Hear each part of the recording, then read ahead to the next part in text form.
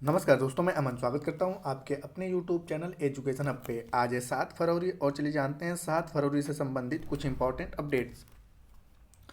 आज का पहला विषय, इंडिया एनर्जी वीक 2024 का आयोजन किस राज्य में किया जा रहा है। ऑप्शन है हरियाणा, मध्य प्रदेश, गोवा या बिहार। तो सही ऑप्शन होता है सी, गोवा। एक्सप्लेन में जानते हैं तो प्रधानमंत्री नरेंद्र मोदी ने गोवा में इंडिया एनर्जी वीक 2024 का उद्घाटन किया, जो देश के ऊर्जा क्षेत्र को आगे बढ़ाने की प्रतिबद्धता में एक महत्वपूर्ण मील का पत्थर है। भारत ऊर्जा सप्ताह 2024 कार्बन फुटप्रिंट को कम करने और ग्रीन एनर्जी स्रोत को बढ़ावा देने के लिए आयोजित किया जा रहा है। इस कार्यक्रम में 100 से अधिक देशों के 4,000 से अधिक प्रतिनिधियों सहित 35,000 से अधिक लोग भाग ले रहे हैं। अगला विषय, देश के पहले डिजिटल राष्ट्रीय पुरालेख संग्रहालय की आधारशिला कहाँ रखी गई। ऑप्शन है हैदराबाद, पटना, वाराणसी या जयपुर। तो सही ऑप्शन होता है ए, हैदराबाद। एक्सप्लेन जानते हैं तो केंद्रीय संस्कृति मंत्री जी किशन रेड्डी ने हैदराबाद के सलार जंग संग्रहालय में देश के पहले डिजिटल राष्ट्रीय पुरालेख संग्रहालय की आधारशिला रखी। इसे भारतीय पुरातत्व सर्वेक्षण द्वारा स्थापित किया जा रहा है। इसमें विभिन्न भाषाओं और कालखंडों के लगभग 1 लाख प्राचीन शिलालेख रखे जाएंगे। अगला विषय, नई दिल्ली में राष्ट्रीय बाल भवन में 2 दिवसीय उल्लास मेले का उद्घाटन किसने किया। ऑप्शन है एस जयशंकर, अनुराग ठाकुर, धर्मेंद्र प्रधान या ज्योतिरादित्य सिंधिया। तो सही ऑप्शन होता है आपका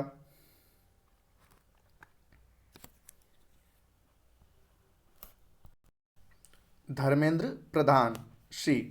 एक्सप्लेन जानते हैं तो केंद्रीय शिक्षा मंत्री धर्मेंद्र प्रधान ने दिल्ली के राष्ट्रीय बाल भवन में 2 दिवसीय उल्लास मेले का उद्घाटन किया। स्कूली शिक्षा और साक्षरता विभाग, शिक्षा मंत्रालय इस कार्यक्रम का आयोजन कर रहा है। इस आयोजन में विभिन्न राज्यों और केंद्र शासित प्रदेशों के 700 प्रतिभागियों के साथ साथ शिक्षा मंत्रालय और विभिन्न संगठनों के 100 से अधिक लोग भाग ले रहे हैं।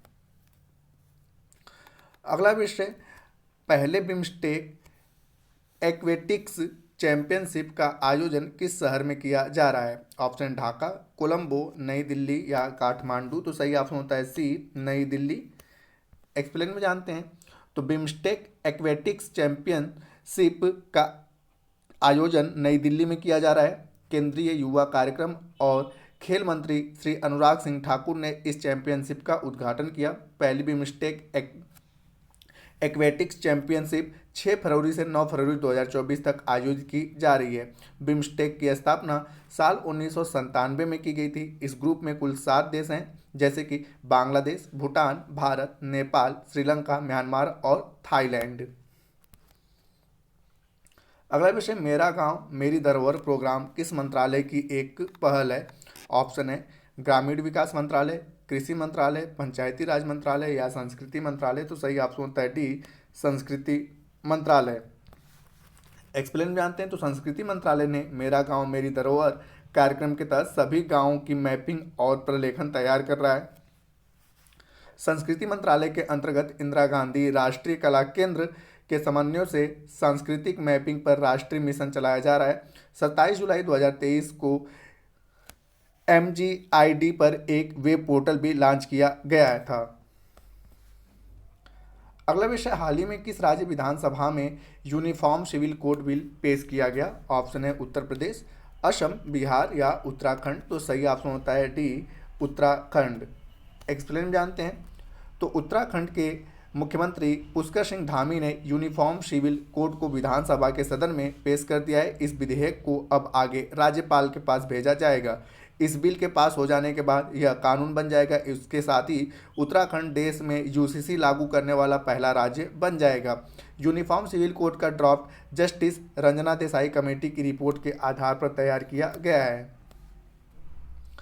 आज का अंतिम विषय, वर्तमान में RCS उड़ान योजना के तहत देश में कितने एयर रूट संचालित किए जा रहे हैं। ऑप्शन है 319, 419, 519 या 619। तो सही ऑप्शन होता है सी, 519। एक्सप्लेन जानते हैं तो क्षेत्रीय स्तर पर हवाई संपर्क योजना यानी कि RCS, यानी कि जिसका पूरा नाम आता है उड़े देश के आम नागरिक के तहत अब तक देश में कुल 519 एयर रूट का संचालन किया जा रहा है।